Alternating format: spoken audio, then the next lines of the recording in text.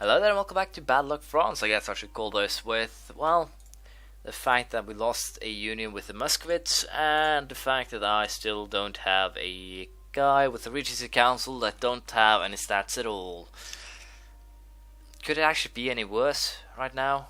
Well, I could have a colonization of Ottoman, Muscovy, Persia, Orator, Ming, Shao, Malabar, Valio, Oman.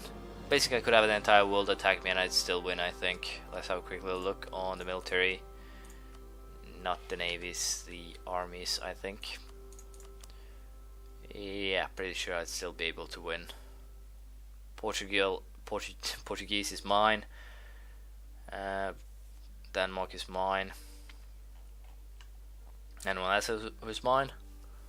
Well, I don't know, but even so, I'm pretty sure we would have won.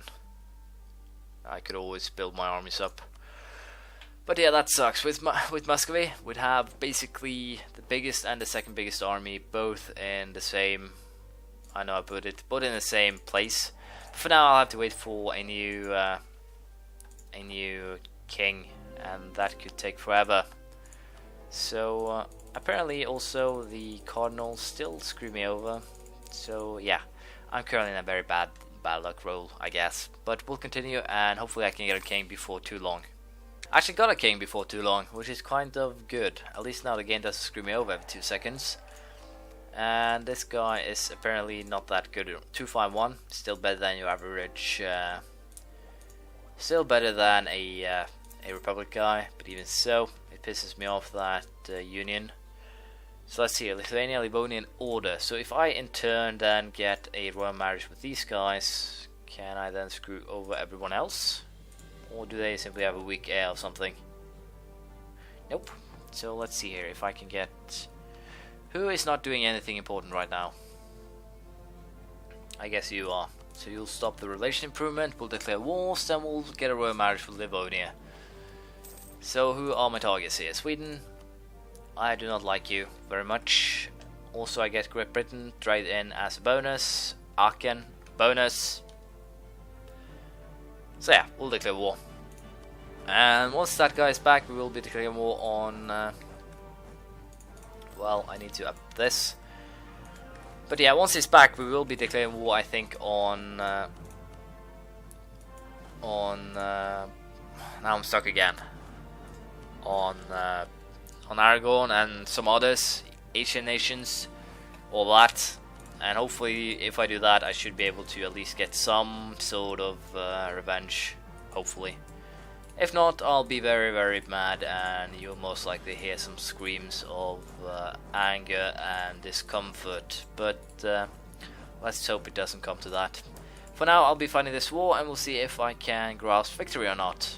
But I like to believe I can. I think 40,000 men should be enough to deal with Aragon, or if those guys actually march to north, I might actually have to use 60. So we'll be sending those guys down there, and then we will be declaring war. So most likely we'll declare war on the eastern guys first, and then on those guys. But for now, I'll have these guys march into Great Britain, and we'll start conquering over here as well. I'll take that stability point. Thank you very much. So yeah, we'll see how this turns out. But for now, it should be a fairly easy war. Declare war on Gwalior here, actually just Gwalior and Bijapur, so we'll be doing the same with Ming. I'll go for overseas expansion, which is basically the only CB I have, but still it should do the trick. So I'll be sending these guys out to siege everything. Shouldn't actually be a problem here either.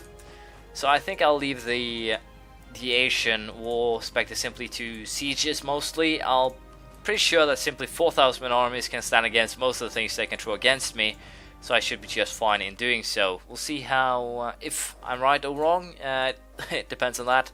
We'll see if I am. So hopefully I can land a victory here, but we'll see how it goes. I think I'll actually do this first though, since I can actually find them. So I'll be fighting those guys, we'll be fighting these guys, and all in all I'll be going pretty much super aggressive from this point out, and see if we can make some sort of game from this. Hopefully we can. So we'll see. Time to make peace with Ming at least. We are at least making some sort of slow progress here. As you can see, Ming will be handing over a lot of the provinces. So I'll probably have to take another decade before I can start the annexations of some of these guys, which is kind of bad. but there aren't really that much else to do. I can of course break the deal, and that's actually quite tempting. I'm also having the same trouble over here with Valio. As you can see, I can't actually get all that I want in just this one war. I'll have to take one more to get Dalai. But that doesn't really matter because, well, it's what's needed, and also the total peace cost is too great still. But I don't have enough diplomatic power to pull that off, so I'll just be doing a little bit more sieging, and then we will be able to make the deal that we want here. So until then, I guess. With Sweden, we are a little bit stuck, I guess you could call it. They're attacking us, we're attacking them. Basically, no one is making any gains, and I need to get rid of their army before I can do anything else. It's a little bit surprising that they can have about 150,000 army, concerning their size. So I'm waiting for my navy to get back here, so I can start causing them some more trouble. But this fight hasn't actually, well, been of any help. So we'll see how it turns out. As you can see, I can still do a little bit of a lucky thing here. If the Muscovite king dies young, then I will get a personal union with them, concerning that these guys actually, I think, prefer using the kings in battle. That could turn out to be a very nice thing, but we'll have to see if I'm actually lucky or not. If I am lucky, I will be able to get them. If not, I will not. Pretty self-explanatory. And yeah, I will also be declaring war on Kandash here, with the goal of, well, annexing them, I guess I should say. So we'll see how that turns out. If I'm lucky, I'll be able to do that. Release them as a vassal again, and then use them as basically the thing I will be... Or if I can vassalize them, I'll do that. But what I basically will be doing then is using them for the purpose of well, nothing more than basically... How should I put it? I'll be using them to grow my lands in India, and basically the more smaller nations that I get rid of before we have to enter the end game in about 80 years time, I think, is the better for me, because with that I will be able to focus on getting rid of the bigger ones, which should potentially give me smaller colonizations with more targets to hit in that case. And if I'm lucky and I've gotten rid of most of the province miners, so it's like, let's face it, what I want is Ottoman and Muscovy lands if I can't actually get everything at once. If I get Muscovy now in the Union, which the game stole from me, quite frankly, before, that would be great. But hopefully I can get one. So yeah. Also, we will be sieging some of these lands with the goal of taking these two as well. Also, if we can take Stockholm, we're basically set to start causing some serious damage here. Well, that is quite the bad thing. So you guys go there, and apparently I have something to do with over here in Massachusetts. So these guys actually snuck past me while I sent my army down south. Wow, good. Great job, me. So what will we do? We'll be joining up these armies and hope that I can avoid that battle. I think I can't. So yeah, what if I pile everyone on top of that? Can I then prolong the inevitable and cause them some issues? This is actually quite funny, because if you just have a small army to begin with but simply pour in with new troops, it seems like the opposition gets a little bit demoralized, because potentially you can actually win like this, as I just did, or will do now, as you can see. No, actually, nope, that is my bad. These guys were sent on the retreat, but it shouldn't actually matter, because most of my forces are, as it were, in the area. My apologies. So I'll be dealing with them. And also, it wasn't my forces that lost, more or less. It was mostly just my enemies. These guys are going to Småland and will actually be there in June. So we'll be trying to hunt them down and crush them. Hopefully, we'll be able to pull it off. No, we'll try and hunt them then. Let's see. We have a fairly good general, and why am I not using that guy as a general for another army? There we go. But yeah, we'll be trying to deal with Great Britain at least, and see if we can do just that. But for now, it seems that I'm a little bit in trouble, but I should be able to pull through even so.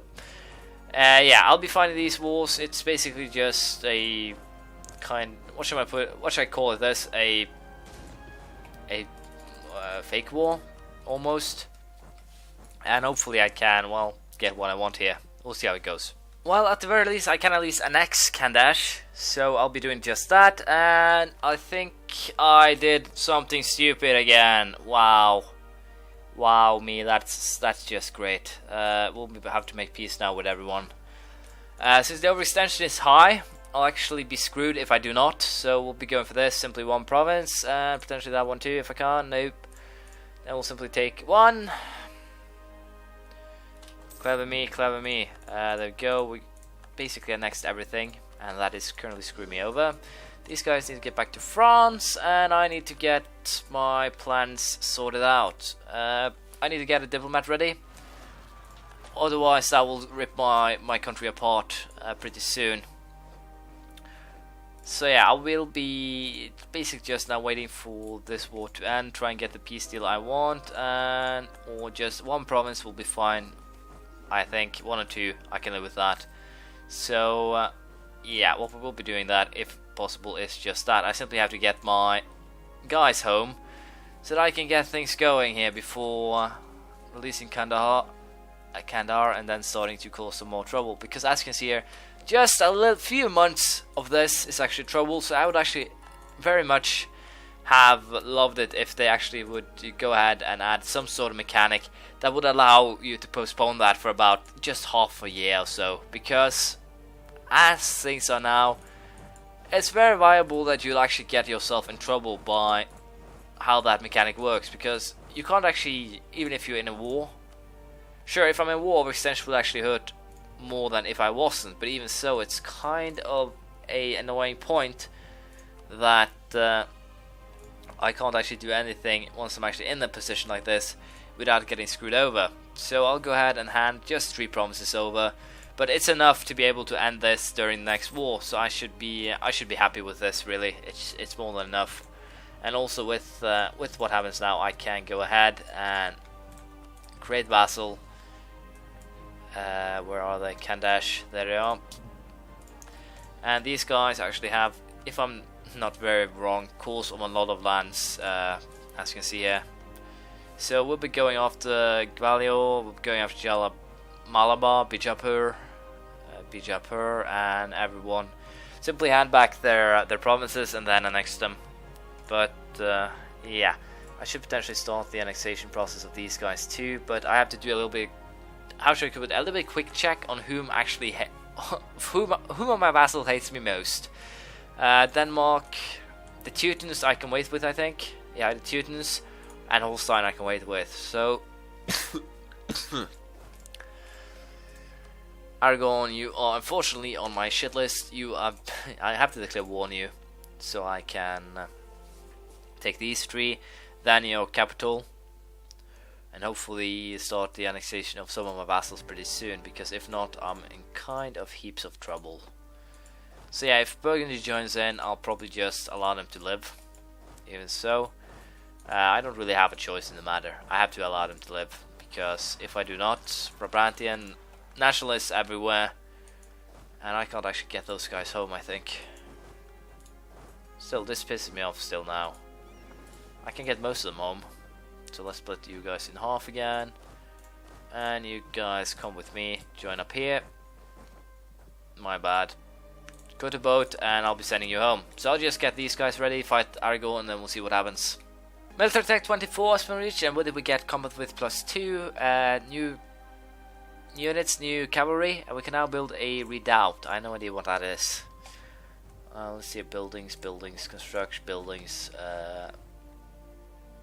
town hall, nope. It's probably during none of these, so is it then a special building? Unique buildings, nope. Special buildings, nope. Manufactories, no. Doesn't seem like it. Basic buildings, can't find it.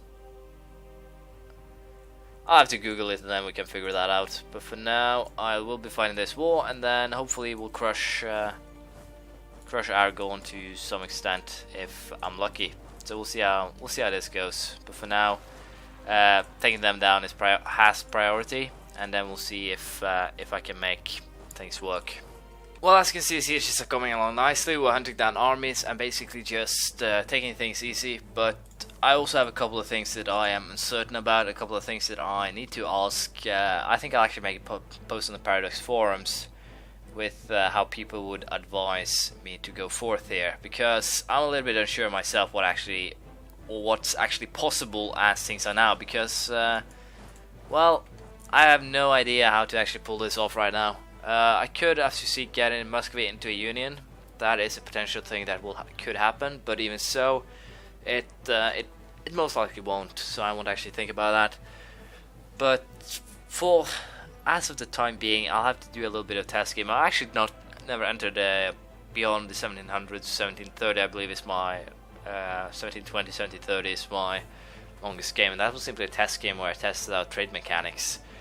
So I'll most likely have to do a some sort of test game where I'll simply start as a late game, probably mod it myself so that I have some land somewhere in the world, kind of like this. A little bit in India, a little bit in the New World, a little bit plenty in Europe, and then vassals to go along with it. But as you can see here, we don't actually own that much of the world when you think about it, but province-wise we own actually pretty much, because most of the densely provinces are here and also here. So although it's quite a huge area, provinces are rather huge, as you see. So it's actually just what, 3-4 provinces over to, yeah, about 8 provinces over here. If you try to do the same in Europe, you won't actually get very far, especially if you try to get up here, for example 5, 6, 7, 8. That's actually long provinces too, so they have the bonus. But if you think about things from perspective now, we will get this area here thanks to Holstein. We can't possibly take 1 or 2 more provinces from Sweden, have Denmark call them for us. And down here, won't actually get anything more. We'll get 1 Delian province, and we'll get these provinces from Kandash if we start moving. I'm a little bit unsure if what we'll actually do with Malabar, if I can actually do anything with them. But as things are now, I could potentially go for a straight out annexation of Gwalior, and then use them to conquer this. And then, well, we'll see. Basically, I'll have to think a little bit about mechanics, get some advice. So don't expect any updates on this for about a week's time. Feel free to come with suggestions of your own tactics, so forth. Because, well, as I said, this was a world conquest ambition, but that's basically where it ended. It's an ambition. I'm not really sure I can fulfill it. I have about 120 years left. I have used what, 250. So I have 1/3 of the game left, and I can use that to take the remaining lands. But as I said, there are some problems here. If I get Muscovy in a union, then I'm pretty sure I can pull it off. But I'm a little bit unsure how it goes to when what you would do in the other games was break the bad boy limit, how it would actually work out here. But yeah, we'll have to I'll have to consider it, and we'll see what I'll do. Thank you for watching. Please leave a comment, praise, criticism, anything you feel like, and I'll see you next time. Bye.